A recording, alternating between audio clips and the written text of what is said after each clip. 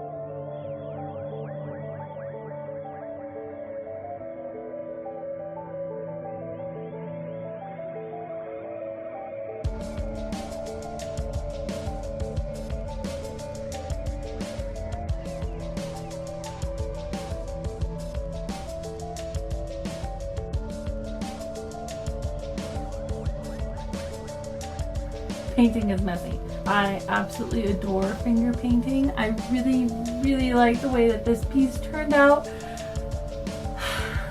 Excuse my hand, it's a little covered. This has been my paint palette, as you can see.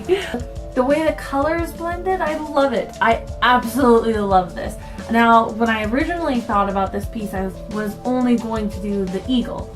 But I realized that after I'd started painting, I'd put him too far over. There's this giant, huge black spot. And I was like, there's no way I'm going to leave this painting with this giant spot.